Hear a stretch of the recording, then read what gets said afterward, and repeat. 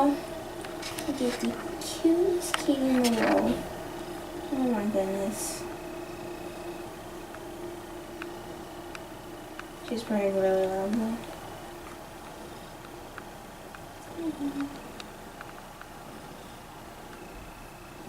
Isn't Earth magnificent? For the machines that it created. Doesn't it feel so good to love? Mm-hmm.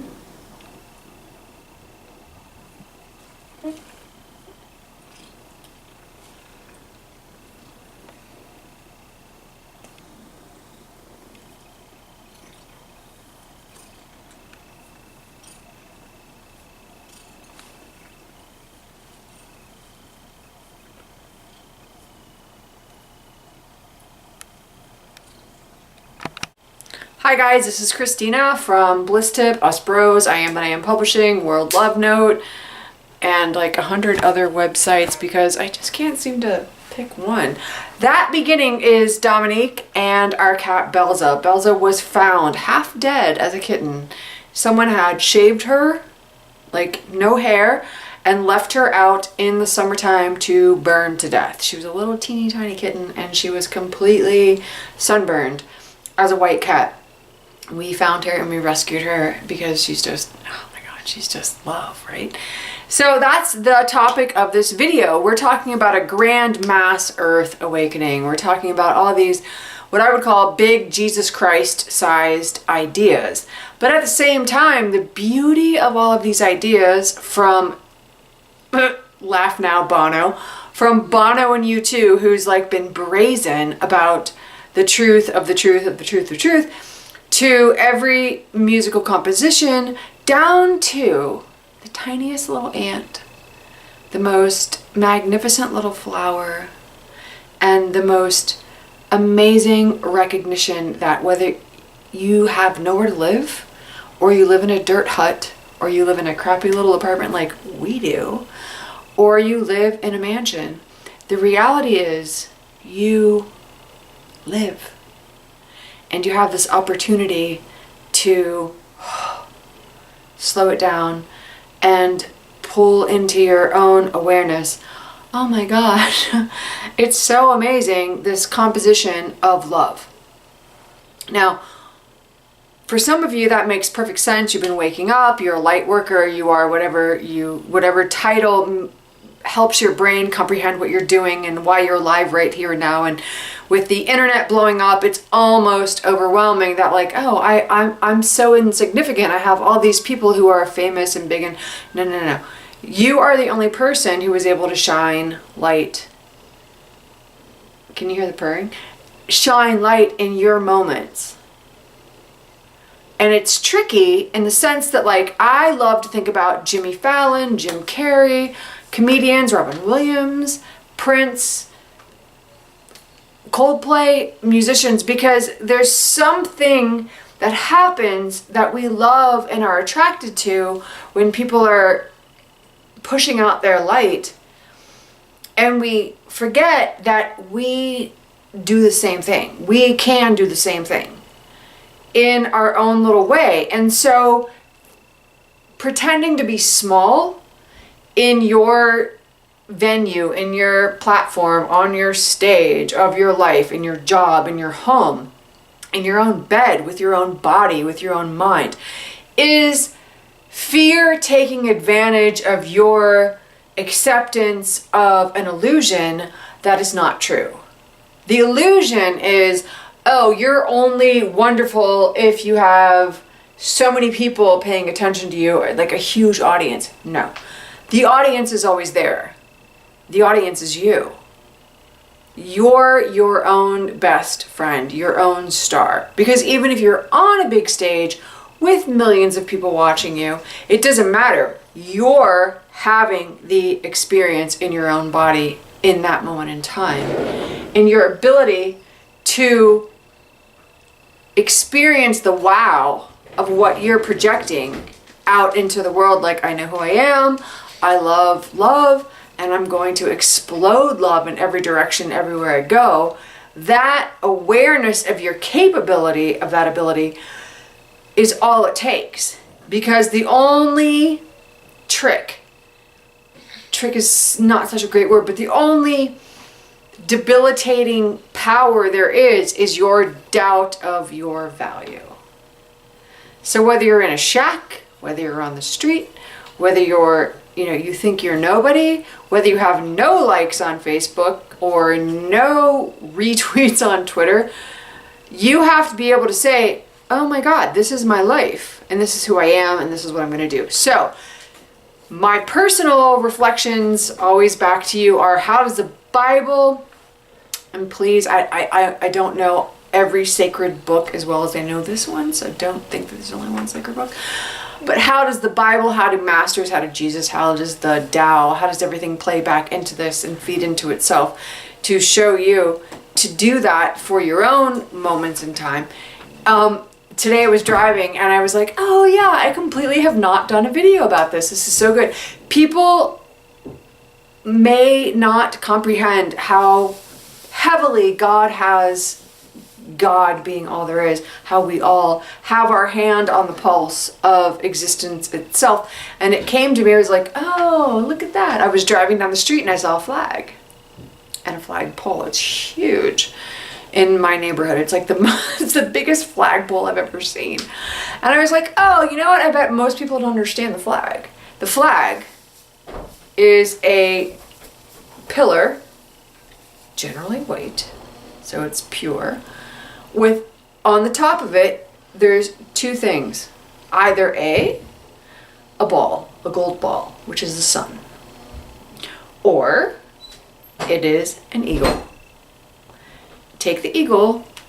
The woman in the book of Revelation is carried away by the wings of an eagle. It's the same thing. What does that mean to you in your life? Well, I'm going to reflect it back to you.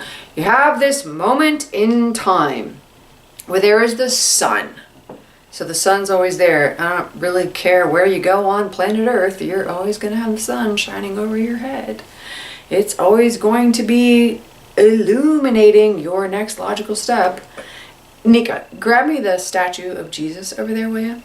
The little baby Jesus. No, to your left. Left. That's it. Yep. You're always going to have the sun illuminating your day. Thank you. And you're always going to have a body, and you're always going to be walking while you're alive on the earth. Have you ever noticed that he's trying to show you these bands, these marriage bands of heaven and earth through a body? It's not about worshiping, back to Revelation, you don't want to worship the image. You don't want to worship Jesus in the sense that like only one person figured it out. You want to appreciate your own body, which is what's the right hand doing like this. It's not just peace.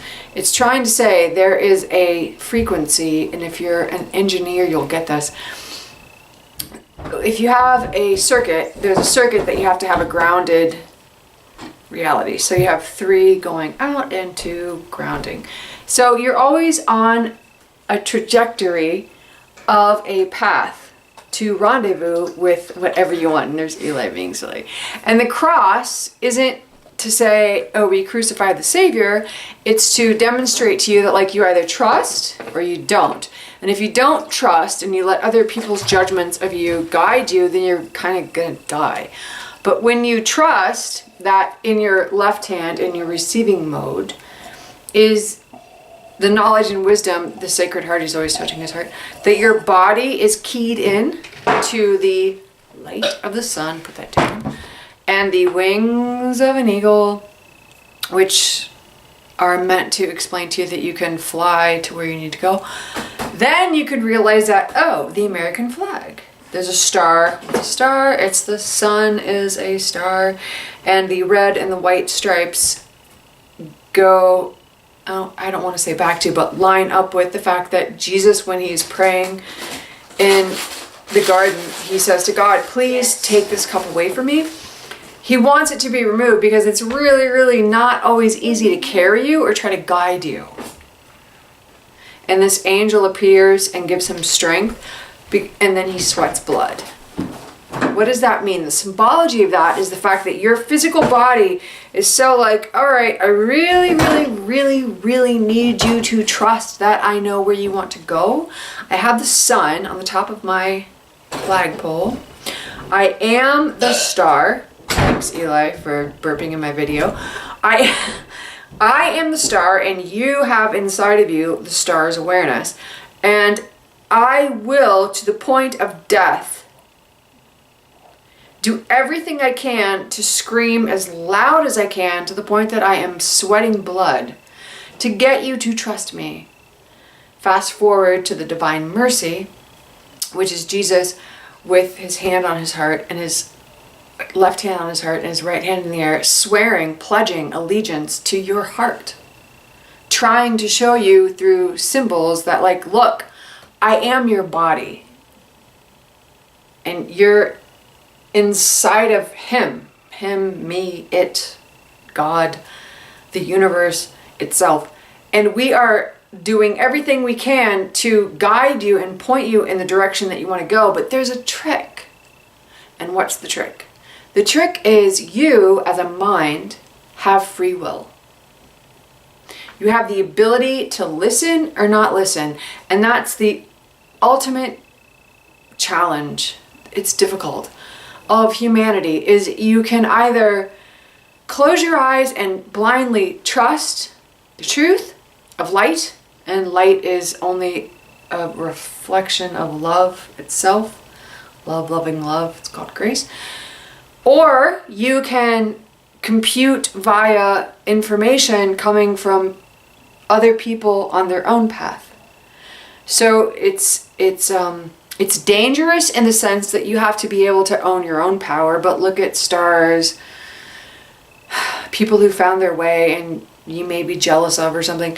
But you can see that it is possible to trust a guidance that is within you to find your means of expression, your means of experience that is important to you. Or you can listen to the peanut gallery that says you're not allowed to do that. And it's very, very tricky for the universe to guide you, because the universe is always going to be screaming, come this way, come this way, come this way. Be the light, trust me, I'm carrying you on earth.